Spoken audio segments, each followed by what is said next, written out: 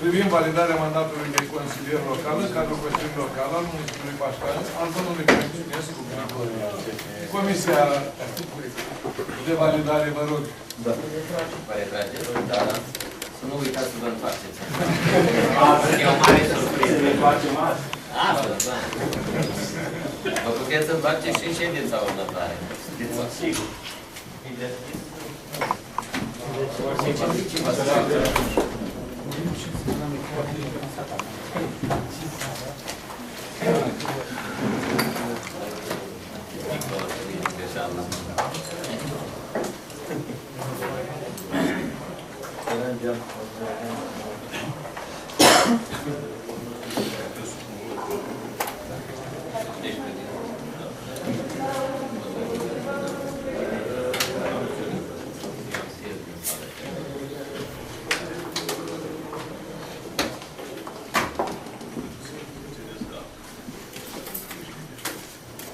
Mai sunt colegi afară? Mai este cineva? Domnul Danu. Domnul Danu, mai. Hai, John.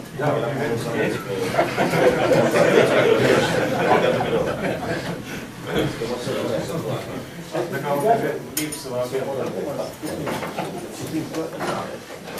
Suntem toți.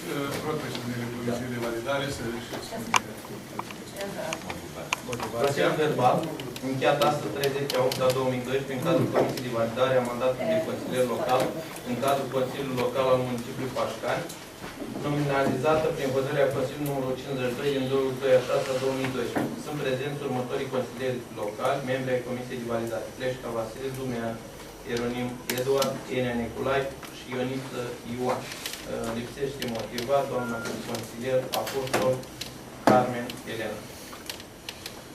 Se constată că sunt îndeplinite condițiile pentru ca lucrările ședinței Comisiei de Validare să se poată desfășura prin prezenți 4 din cei 5 consilieri membri ai Comisiei. Se discută condițiile privind validarea mandatului de consilier local al domnului Crăciunescu Grigore. În acest sens se analizează legalitatea alegerii domnului Crăciunescu Grigore pentru funcția de consilier local, pe baza dosarului prezentate de președinte de ședință. În urma analizării documentelor prezentate, se constată că sunt îndeplinite condiții pentru validarea domnului Crăciunescu Grigore pentru funcția de consilier local în cadrul Consiliului Local al municipiului Pașcani.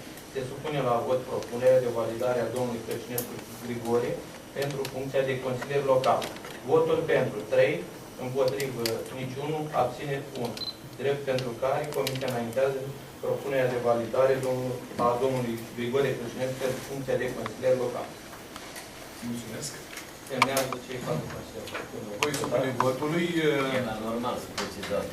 proiectul de hotărâre privind validarea mandatului de consilier local al domnului Grigore Crăciunescu. Cine este pentru? Împotrivă? Abține? Unanimitate de voturi. Deci ați fost aprobat. Vă rog să poftiți să depuneți jurământul. Deci acolo cu domnul secretar.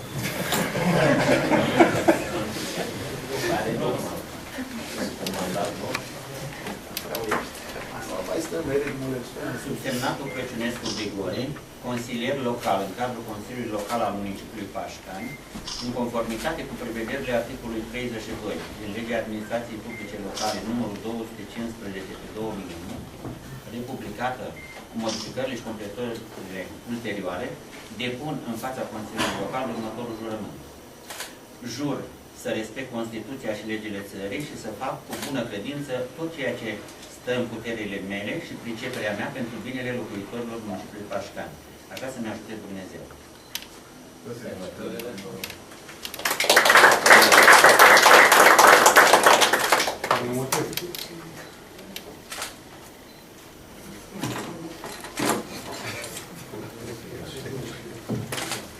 Așteptam să facă președintele ședință observat. Emoții? Are mai mari președinte. Semnătura. Da. Preemărată.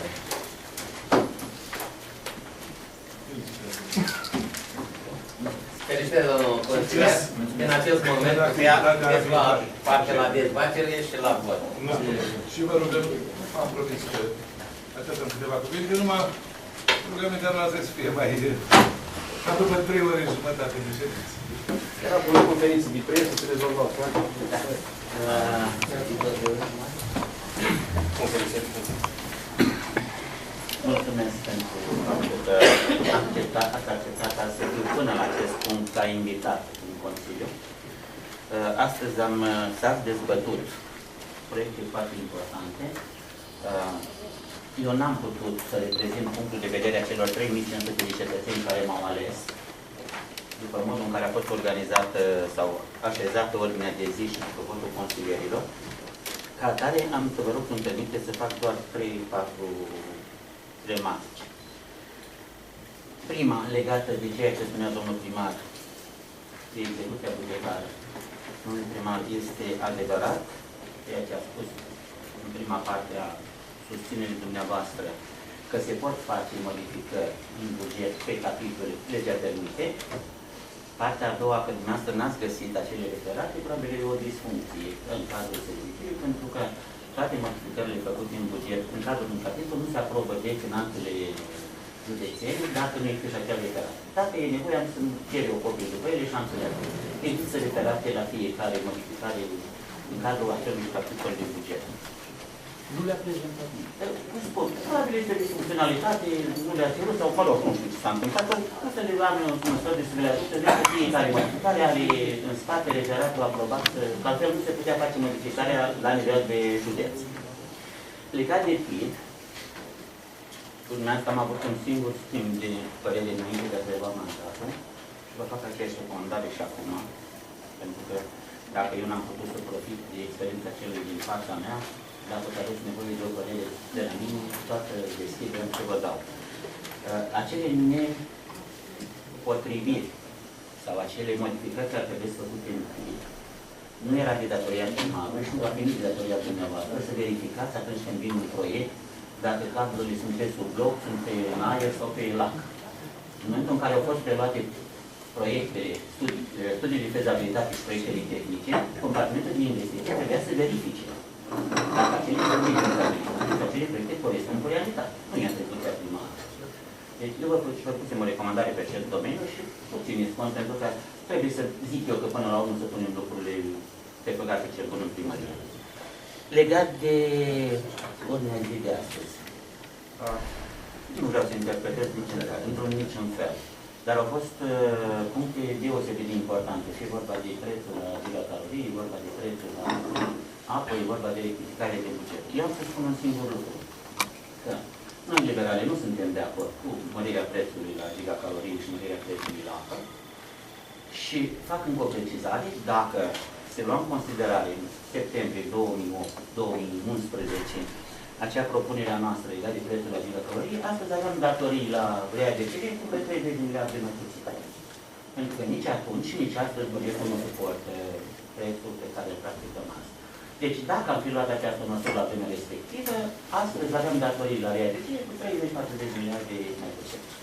Restul în coro, sper să colaborăm împreună, sper să găsim acele soluții pentru cetățenii din Pașcani, să putem să-i facem să crească cât se poate de bine în aceste condiții de criză și sper ca spiritul ședințelor din Consiliul Local să fie cele de astăzi, adică cu argumente pro și contra, și în funcție de obiectivele pe care le avem noi, de promisiunile electorale pe care le-am făcut noi și pe care le-ați făcut dumneavoastră, inclusiv colegii noi care le avem în Consiliu, să mergem mai departe spre binele comunității locale. Vă mulțumesc.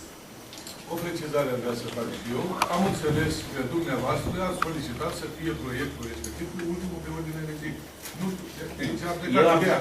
Cineva așa a ajuns la urechile mele. Eu am cerut domnului Ienea ieri, în ședință, să ridice această problemă, pentru că astăzi se pot reprezenta pe cei 3500 de locuitori care m-au votat nominal. Nu e o problemă. De aici încolo puteți. De aici încolo avem timp să le rezolvăm. Și vă dorim succes.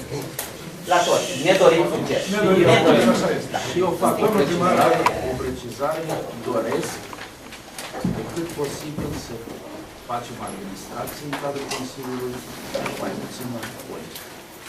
Deci, în primul rând, să ne gândim la problemele din punct de vedere administrativ și mai puțin din punct de vedere politic.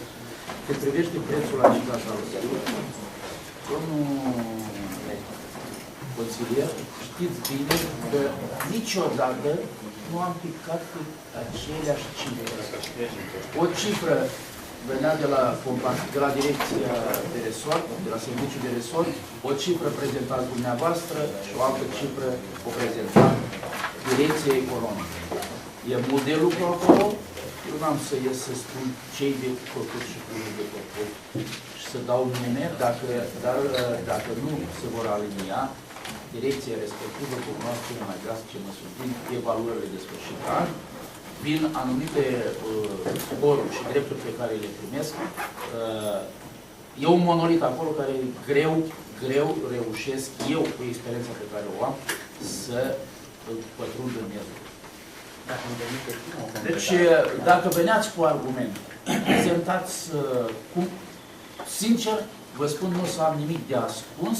Cine dorește o informație din primărie privind actele administrative, privind bugetul, îi voi sta la dispoziție și eu, iar prin mine și secretarul Consiliului Local, la direcțiile de resort. Cine îndrăznește să ascundă adevărul, va purta toată responsabilitatea și va suporta consecințe. Dacă îmi permiteți, ultima pot să spun ceva, în genere șeful vorbește la urmă, dar îmi cer această îngăduință. Îmi doresc la fel de mult ca și dumneavoastră ca celor din această primărie să meargă bine.